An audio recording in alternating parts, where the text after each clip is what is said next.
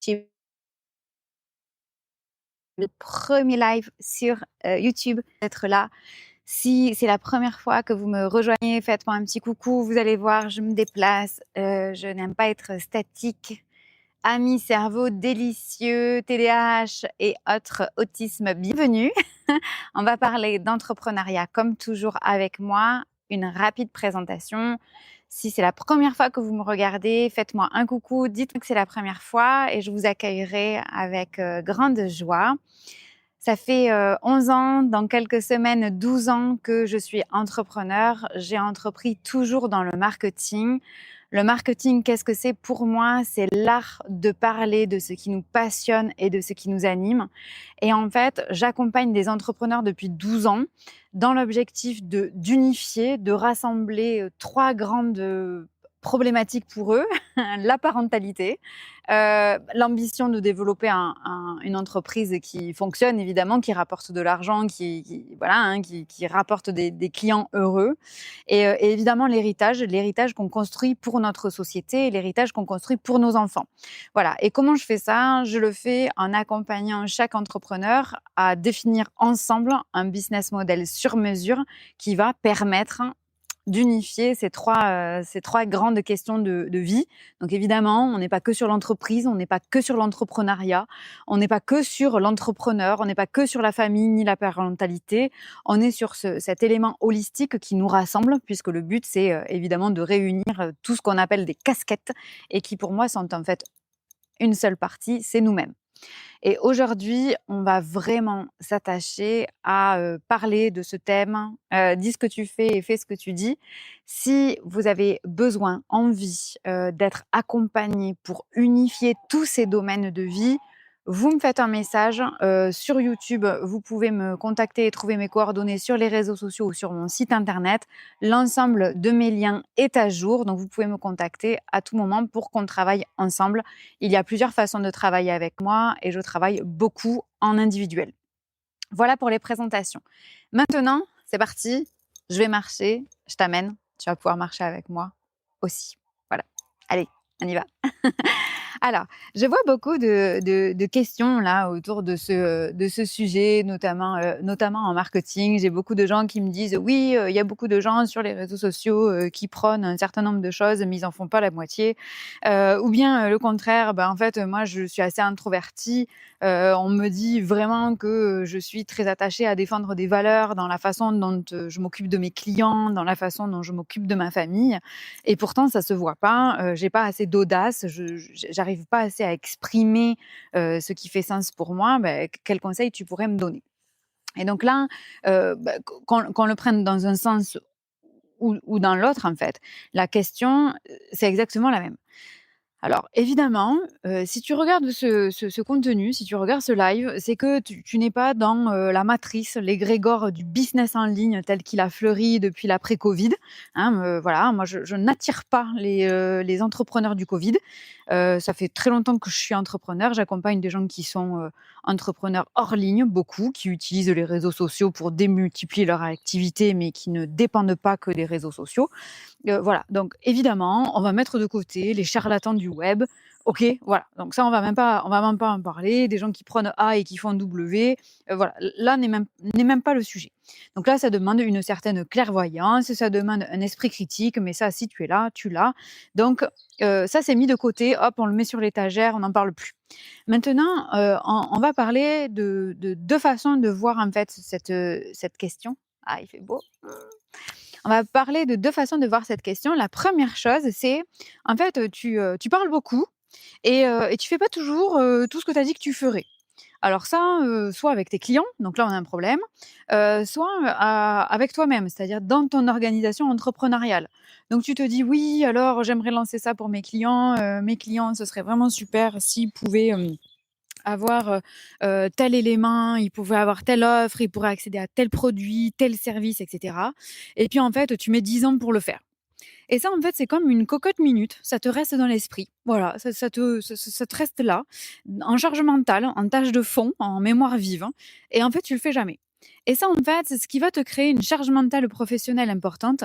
Et si en plus tu es ce que j'appelle un cerveau délicieusement différent, c'est quelque chose en fait qui va faire que ton cerveau va travailler en permanence pour résoudre ce problème, alors que c'est peut-être pas une priorité ou qu'il y a d'autres priorités. Alors moi, en 12 ans, tu parles, en accompagnant, 90 de mes clients, sont délicieusement différents. Donc, il y en a qui ont un TDAH, la majorité ont haut potentiel ou très haut potentiel quand ils sont testés et surtout, moi j'accompagne des questions autour de l'autisme et là, en fait, notre cerveau, il se met à générer en permanence des solutions pour résoudre, pour résoudre un problème qu'on n'a même pas nous identifié en réunion avec nous-mêmes comme étant un vrai problème. C'est-à-dire, est-ce qu'on a un problème? Parce que le cerveau, en fait, il se met à être créatif, il se met à proposer des idées, alors que peut-être qu'il n'y a même pas de problème. C'est-à-dire qu'on a juste dit, tiens, ça serait intéressant que les clients aient ça. Et puis voilà, c'était juste une idée que, comme on a dit, on pourrait faire une raclette ce soir, quoi. Et en fait, notre cerveau, pendant tout le temps où on s'en occupe pas, il continue à générer des solutions créatives, techniques, concrètes pour qu'on arrive à mettre ça en place. Voilà. Et ça, je le vois parce que j'observe beaucoup mes clients depuis cette décennie. Ça ne s'arrête pas. C'est-à-dire que c'est le jour, la nuit, le week-end, quand tu vas à la douche, quand tu vas faire pipi. C'est tout le temps là, quoi. C'est tout le temps là. Alors, des fois, tu t'en aperçois pas parce qu'à force, tu as un autre projet et puis ça vient se mettre par-dessus. Et puis en fait, il y en a tellement que tu as une tête en fait qui est en ébullition un petit peu en permanence. Alors, si tu as la chance d'avoir quelque part un métier physique, bah, ça va t'aider parce qu'en fait, tu vas t'endormir. Et si tu n'as pas la chance d'avoir un métier physique, ça va rester ici en tâche de fond. Donc, dans cette première partie, ce qui nous pose un véritable enjeu, c'est sur quoi on fait travailler notre cerveau délicieux. Sur quoi on choisit de faire travailler notre cerveau délicieux. Bah, je te le demande. Et ça, c'est bien une question parce que ça va être un choix quasiment politique que tu vas faire. Est-ce que c'est intéressant que je mette en fonction, que je lance mon cerveau pour résoudre cette question? Voilà. Parce que peut-être que, d'ailleurs, c'est quelqu'un d'autre qui t'a mis l'idée en tête, un salarié, quelqu'un de ton équipe, un prestataire extérieur, un client, un ancien client, un ami, ta femme, ton mari, voilà. Et du coup, tu te mets à générer des solutions pour ça alors qu'en fait, c'est même peut-être même pas toi qui as eu l'idée. Voilà. Donc ma première astuce sur ça et c'est vraiment un conseil, je me mets dedans, hein, dans toutes les astuces que je donne, dans tous les lives que je fais, j'en ai fait des dizaines et des dizaines et des dizaines que tu peux retrouver sur toutes mes plateformes. Vraiment, quand je dis quelque chose, c'est que je me l'applique à moi-même, avec facilité ou pas, hein. Donc je me mets dedans. Moi je suis pas le genre, gourou du web qui va te dire: «Fais quelque chose», alors que moi je le fais pas. C'est-à-dire que, je le fais et je te dis pas que c'est facile de le faire. Je te le dis que voici comment ça facilite le travail. La première chose, c'est choisir sur quelle question on s'interroge. Alors moi je sais pas faire de priorité, parce que tout est important. Donc, je peux pas me dire: «Bon alors attends, ça c'est pas une priorité, ça c'est important mais pas urgent, ça c'est urgent mais pas important». Non mais ça moi je sais pas faire ça. Donc du coup, c'est vraiment de minimiser le nombre de tâches sur lequel notre cerveau se met en fonction. Alors, il y a des tâches très faciles, c'est, l'habillement, par exemple, le matin, je m'habille, OK, ben ça, il faut pas que notre cerveau, il se mette en marche pour générer des solutions pour qu'on s'habille. OK, je me mets devant mon bureau, j'ouvre mon ordinateur, il faut pas que notre cerveau se mette en fonction, pour, trouver les tâches qu'il va faire. OK, non, voilà. Il faut qu'on choisisse, quand est-ce qu'on va le mettre en mode créatif. Pour ça, ça veut dire qu'il faut qu'on ait bâti tout un tas de choses dans notre vie qui nous évitent de le mettre en marche. Voilà. Donc il y a des choses stupides qui ne nous intéressent pas. Alors après, si toi t'adores t'habiller et que tu as un magasin de fringues, évidemment, tu prends un autre exemple. L'idée, c'est vraiment que ton cerveau, il se mette en fonctionnement uniquement pour ta zone de génie. Pour ce qui va démultiplier ton chiffre d'affaires, ce qui va démultiplier le développement, ce qui va démultiplier ta passion, ce qui va démultiplier le résultat de tes clients, la satisfaction de tes clients, l'héritage que tu veux laisser au monde, ton temps de parent à être disponible avec tes enfants ou les enfants que tu élèves. Voilà, donc ça oui, ça on est là pour ça. Le reste, ça n'a pas d'importance. C'est de la distraction mentale. Voilà. Donc, quand on dit qu'on va faire quelque chose et qu'on ne le fait pas, non seulement la première partie, c'était notre charge mentale, qui va être augmentée. La deuxième partie, là, dans ce même chapitre, c'est le fait qu'on va choisir ce sur quoi on met notre cerveau en fonction. La troisième chose, c'est que quand on dit je vais faire ça et qu'on ne le fait pas, en plus de rester en fond et d'utiliser notre mémoire vive, ça va jouer sur notre estime de nous-mêmes. Et quand on est entrepreneur, s'il y a bien un truc dont on a besoin, un carburant dont on a besoin, c'est bien l'estime de nous-mêmes. Et donc, il vaut mieux en dire beaucoup moins et en faire plus que en dire beaucoup, dire oui, je vais faire ça, je vais faire ça, je vais faire ça, et en faire moins. Donc, l'opération qu'on doit faire ici, c'est on parle moins et on en fait plus. Quand je dis parler moins, déjà, c'est parler moins de l'extérieur, c'est-à-dire je dis moins de choses à mes salariés, à mes collaborateurs, à ma famille, à ma femme, à mes enfants, à mon mari, à mon machin. Voilà, je le dis moins à l'extérieur, mais je le dis moins pour moi-même. Voilà, c'est pas la peine. Voilà, moi j'ai un grand rêve, c'est d'arriver à faire 100 000 euros en un seul mois. Voilà, j'aimerais faire ça. Ok, très bien. En vrai, c'est pas un exemple. Moi, j'aimerais faire ça. Ok, plus je me le répète à moi, plus je m'y engage et moins je le fais, plus j'attaque l'estime de moi-même. Donc quand je dis moins en parler de l'extérieur, c'est moins en parler à l'extérieur à des gens extérieurs, mais à nous-mêmes. Parce que pendant que je me donne cet objectif, je lance mon fonctionnement mental pour qu'il génère des solutions pour quelque chose qui n'est même pas un problème. Parce que je n'ai pas besoin de faire 100 000 euros par mois. Je n'ai pas besoin. C'est un défi personnel, d'accord, très bien. Un défi professionnel, d'accord, très bien. Mais en fait, j'en ai pas besoin. Donc, je préfère qu'il s'active sur bien d'autres sujets. OK ? Donc, on limite le nombre de fois où on met notre cerveau en fonction. Comment on fait ? En ayant créé un espace de vie où notre cerveau il ne va pas se mettre en fonctionnement pour s'habiller le matin, pour choisir notre petit déjeuner. Voilà, là on a énormément d'exemples d'entrepreneurs avec un TDAH, avec un autisme, avec un haut potentiel qui ont fait ça.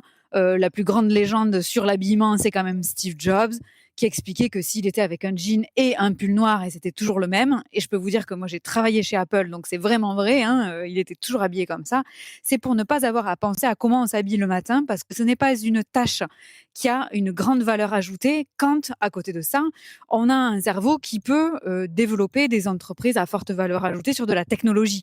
Alors évidemment, s'il était couturier, ça amènerait évidemment sur un autre sujet, bien évidemment. Donc, on en parle moins et on en fait plus. Et toujours dans cette partie, bien identifier tout ce qu'on a, parmi tout ce qu'on a dit jusque-là, qu'est-ce qu'on peut fermer ?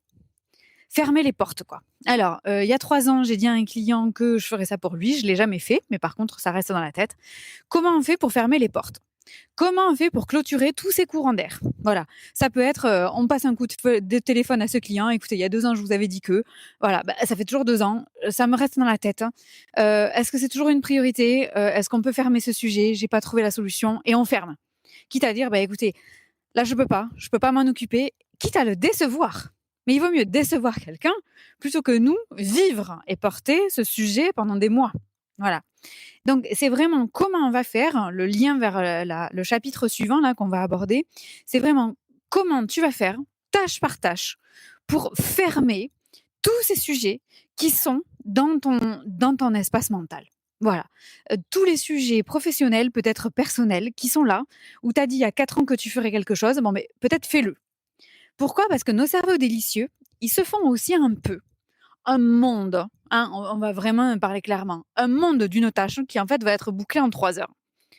Alors que quelqu'un d'autre aurait mis 6 jours. Mais nous, on a cette faculté à mettre très peu de temps. Donc s'il faut, on a gardé en tête un truc depuis 3 ans qu'on est capable de boucler dans l'après-midi. Mais on se fait tellement un monde, parce que ça fait 4 ans qu'on l'a dit ou 3 ans qu'on l'a dit, que du coup on le fait pas, mais ça reste dans notre tête. Et pendant ce temps, ça entame notre estime de nous-mêmes, dont on a besoin pour faire d'autres tâches. Et si en plus notre cerveau se met à réfléchir sur des sujets qui ne sont en fait même pas un problème, et qui entament aussi notre estime de nous, en fait, on a des fuites énergétiques partout. Voilà. Moi, je suis la reine de l'efficience. Voilà, c'est vraiment, j'ai cette qualité-là, je sais quelles ressources fuient. Et ça, c'est quelque chose que je vois chez tous les cerveaux délicieux. Tous, 100%. Et je peux vous dire que j'ai accompagné des dizaines et des dizaines d'entrepreneurs avec ces facultés-là. Donc, on arrête de parler, on ferme un peu notre bouche, voilà, on en dit moins et on en fait plus. Voilà. Et parfois, ça veut dire qu'on va passer un moment relativement inconfortable pour fermer, boucler tous ces sujets. Voilà. Et c'est se dire, ouais, ben là, je me suis engagée à faire ça, je l'ai pas fait. Ben, ok, j'appelle la personne, je m'excuse, je lui envoie un mail, je m'excuse. Voilà. Parfois, ça va demander un moment inconfortable dans le sens où il va falloir qu'on s'en occupe, quoi. Hein. C'est juste un truc, on a dit qu'on le ferait. Moi, par exemple, là, aujourd'hui, on est dimanche, au moment où j'enregistre ce live, on est dimanche, je suis dans le jardin, il fait beau, j'ai une chance folle. Et en fait, je veux envoyer à mes clients une lettre. Voilà, sélectionner quelqu'un à qui je veux envoyer une lettre. Donc j'ai écrit la lettre, ok. Et puis là, je leur ai demandé à chacun qui m'envoie leur adresse postale à laquelle ils veulent recevoir cette lettre. Parce que moi, j'ai des gens qui habitent à plusieurs endroits. Voilà. Puis j'ai des gens qui ont des vies personnelles différentes. Donc je veux que la lettre arrive là où c'est confortable pour chacun, pas au mauvais endroit. Donc je leur ai envoyé un message à chacun. Et là, ils sont en train tous de me dire, ah, trop bien, je vais recevoir une lettre, etc. Génial. Mais là, maintenant, il va falloir que je prenne mon petit stylo. Et il va falloir que j'écrive sur chaque enveloppe l'adresse, le prénom, le nom, ça je l'ai déjà marqué, l'adresse. Oh là là, ça va être chiant, quoi. Ça va être chiant. Honnêtement, ça va être chiant de l'écrire. Parce qu'il n'y en a pas qu'un, il y en a plusieurs. Voilà. Et bon, c'est chiant. Alors, mais pendant ce temps, si je le fais pas, au fur et à mesure que je les reçois ou je m'alloue une heure, ils vont tous m'avoir répondu ce soir. Si je le fais pas, ça va me rester dans la tête. À un moment donné, de toute façon, il va bien falloir que je le fasse. Et dans le message que je leur ai envoyé, c'est coucou, je veux t'envoyer une lettre. Donc, est-ce que tu pourrais m'envoyer? Donc, eux, ils attendent quelque chose. OK? Donc, on minimise tout le blabla qu'on peut se dire. Voilà. On choisit quelles sont les questions qui sont un véritable problème auquel on veut répondre ou pas. Et ensuite, on fait ce qu'on a dit, quoi. On fait ce qu'on a dit. Donc, j'ai dit que j'enverrai à mes clients, je l'envoie, même si à un moment donné, il y a un moment un peu inconfortable où il va falloir que je fasse le taf, quoi. Et là, bah, c'est vrai que franchement, honnêtement, si je passe 25 minutes à écrire les adresses, hein, alors qu'en 25 minutes, je pourrais peut-être gagner 1000 balles ou 2000 ou 20 000, ah, c'est vrai que là, c'est un peu chiant. Mais en même temps, j'ai dit que je le ferais. Ou bien il aurait fallu que je dise pas que je ferais ça. Mais à un moment donné, on fait le choix. Ça, on y reviendra plus tard quand vous aurez tout mis table rase, quoi. C'est-à-dire que quand le bureau il sera propre. Parce que là, les cerveaux délicieux, en fait, on a des fuites énergétiques permanentes sur plein de choses qui sont en cours. Voilà. Alors ça, c'est encore plus spécifique sur le TDAH. Mais moi qui travaille beaucoup plus avec le haut potentiel et l'autisme, c'est quelque chose qu'on voit aussi. Voilà. Et le haut potentiel, il a cette capacité à générer des nouvelles idées qui sont créatives, qui sont brillantes, qui sont super. Mais en fait, si on ne les exécute jamais, c'est pas tant un problème que ça ne va affecter notre estime de nous-mêmes. Et dans l'entrepreneuriat, on en a besoin. Donc c'est beaucoup trop dangereux aujourd'hui de toucher notre estime de nous-mêmes quand nous sommes entrepreneurs. Alors peut-être que dans notre profession c'est pareil, sauf que être entrepreneur c'est pas une profession. Voilà, c'est un style de vie. Voilà, c'est pas une profession. Donc dans un autre style de vie, c'est peut-être l'estime de soi est peut-être très importante. J'en sais rien. Je ne vais parler que de ce que je connais. Et dans l'entrepreneuriat, on a trop besoin d'estime de nous-mêmes pour pouvoir l'entamer sur des sujets dont on est 100%, 100% responsable. Voilà, donc ça c'est la première partie, c'est quand tu dis que tu vas faire quelque chose et qu'en fait tu le fais pas. Danger, c'est 1, ta charge mentale, 2, ta mémoire vive là en permanence, et 3, ton estime de toi. Voilà, donc ça c'est les 3 parties. Je vais regarder quelque chose. Ok. Deuxième partie, c'est pour tous nos amis qui sont un peu introvertis. C'est moi, il y a pas de problème, je fais ce que je dis, voilà. Par contre, j'ai du mal à dire ce que je fais. Voilà, deuxième partie, j'ai du mal à dire ce que je fais. Donc là, on est dans une autre situation qui souvent est complémentaire, hein, évidemment, hein, parce que là, on est dans l'expression de soi. Elle est complémentaire parce que dans l'expression de soi, c'est comment est-ce que j'explique, comment est-ce que je dis, comment je mets en valeur ce que je fais. Je fais comme les chiens, il y a une espèce de chemin qui se crée alors que je suis en train de marcher. Les chiens ou une biche, je ne sais pas. Je préfère une biche qu'un chien. Et donc, quand on a du mal à exprimer ce qu'on fait, la première chose que je vois dans ce chapitre-là, c'est j'ai du mal à expliquer. J'ai du mal à ce que ce soit clair. J'ai du mal à ce que les gens comprennent. Alors, on va reprendre déjà ce sujet. Est-ce que tu t'adresses à des gens débiles? Donc, si tu t'adresses à des gens débiles, ok, il va falloir que tu leur expliques. Voilà. Si vraiment ta clientèle, tu estimes qu'ils sont complètement cons, il va falloir que tu leur expliques, voilà, comme si t'expliquais un demeuré, quoi. Voilà.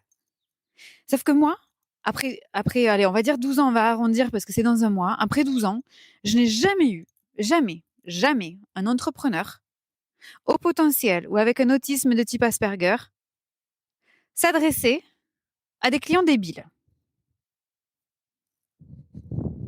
Jamais. Alors peut-être que ça existe, mais moi jamais. Donc on va un petit peu redescendre de notre grande tour là. On va se détendre 2 secondes. OK? On va se dire OK. Moi je m'adresse pas à des gens débiles. Donc les gens débiles, ils vont être capables de comprendre mon niveau de vocabulaire, mon niveau d'explication, mon niveau de non-explication, mon niveau de clarté, mon niveau de manque de clarté, mon chemin, mon expérience, mon manque d'expérience. OK? Parce qu'en fait, ils sont pas débiles. Et donc, ils vont aussi capter l'information à un autre niveau que celui d'une phrase écrite sur les réseaux sociaux, d'une phrase écrite sur un site internet, etc. Là, ça peut être intéressant de te poser la question, quel est l'outil que toi, tu utilises le plus facilement avec la plus grande conviction, le plus grand talent, la plus grande facilité, la plus grande fluidité? Est-ce que c'est l'écrit? Est-ce que c'est l'oral? Est-ce que c'est des longs écrits? Est-ce que c'est des petits oraux? Des longs, des... Voilà. Comment est-ce que, naturellement, il n'y a pas besoin là, de fioriture. Si toi, prendre la parole, c'est comme moi, ça a toujours été ton kiff, voir ton rêve, etc., tu vas pas t'emmerder à construire des PDF. Tu vois, il y a un moment donné, un peu de congruence ne fait pas de mal, quoi, tu vois. Donc, vraiment, c'est se poser la question, quel est l'outil qui est le plus adapté pour moi? Et je fais confiance à mes futurs clients de capter cette information. Par exemple, moi, j'ai énormément de mes meilleurs clients qui écrivent beaucoup et qui ont besoin d'écrire, qui ont besoin de passer par l'écrit pour pouvoir transformer, transgresser, aller plus loin, aller en profondeur, s'interroger. C'est mon cas aussi. Et du coup, j'ai beaucoup de relations avec mes clients où moi je parle et eux ils écrivent. Mais je sais que moi c'est pareil quand c'est moi qui suis accompagnée. Voilà. Bon du coup, moi, mes clients, ils sont capables de regarder une vidéo qui est longue. Ils sont capables d'écouter un contenu qui est long. Et moi, je suis capable de lire un résumé qui ferait 10 pages, qui, pour un cerveau délicieux, est un résumé. Parce que si j'avais demandé d'expliquer toute la situation, j'aurais eu un bouquin. Mais c'est normal parce qu'en fait, qu'est-ce qui était important? Tout. Et ça, c'est important parce que moi, j'ai 100% de gens qui m'ont contacté avant de travailler avec moi, à qui j'ai dit, fais-moi, voilà, explique-moi le contexte de la situation. Et j'ai 3, 4, 5 pages par mail. Et j'ai des collaborateurs, des collègues qui me disent, putain, mais ça doit trop te gonfler de lire tout ça. Bah non, comment je peux faire avec moins?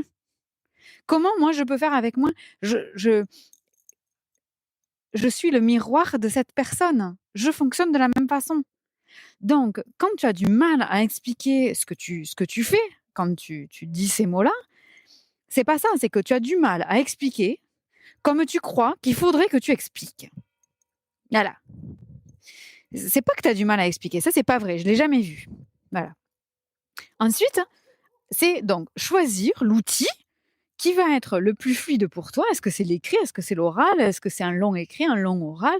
Est-ce que c'est de l'art? Est-ce que c'est de la danse?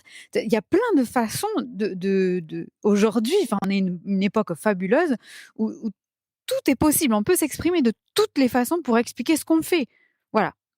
Deuxième question, c'est est-ce que ton client, il a besoin d'explications? Voilà. Est-ce qu'il en a besoin de ça? Ou est-ce qu'il a besoin d'une démonstration? Est-ce qu'il a besoin de le vivre? Est-ce qu'il a besoin de le toucher? Est-ce qu'il a besoin de l'appréhender? Est-ce qu'il a besoin qu'on le lui raconte? Est-ce qu'il a besoin d'être au contact de quelqu'un d'autre qui a déjà vécu la même chose? Est-ce que voilà, c'est s'interroger plus loin que «Ah, j'ai du mal à expliquer ce que je fais». Sachant que la totalité de la phrase, c'est j'ai du mal à expliquer ce que je fais si je dois le faire comme je crois qu'il faudrait que je le fasse. Ou quand je regarde comment les autres font. Ah, parce que souvent, en fait, la phrase, elle manque, il nous manque la fin. Voilà. Ça, c'est hyper important, ce sujet-là. Voilà. Autre chose, c'est ce dont on est en train de parler, à qui je m'adresse et est-ce que les gens sont débiles? Si les gens sont débiles, il me semble du coup qu'on a un petit peu un questionnement sur pour qui on se prend. Désolée, hein, on aborde les vrais sujets, hein, avec moi c'est voilà. Donc si on s'adresse à des gens débiles, pour qui je me prends? Et là, on va pas faire un boulot d'expression de soi, ni de message, ni d'avoir un post, plus ceci ou plus cela, hein. Il s'agit de se remettre un peu les pieds sur terre. Voilà. Voilà. Une fois que c'est dit, il y a jamais personne qui achète un objet. Il y a jamais personne qui achète un service. Voilà, jamais. Toi non plus. On achète une solution à un problème, on achète, un désir, on achète, voilà. Aujourd'hui, quand on voit la lingerie, on n'achète pas de la lingerie pour tenir la poitrine ou pour machin. En 90% non. C'est pour, se sentir en confiance, se sentir sexy, faire plaisir quand on croit, hein. C'est plein de choses, mais c'est pas en tant que sous-vêtement. Et ça, on en reparlera dans un autre live, mais je te propose déjà de me dire ce que tu as capté de ce que je viens de te partager et de me donner les 3 prises de conscience, hein, déjà sur cette première partie de live. Je t'embrasse très fort. Salut!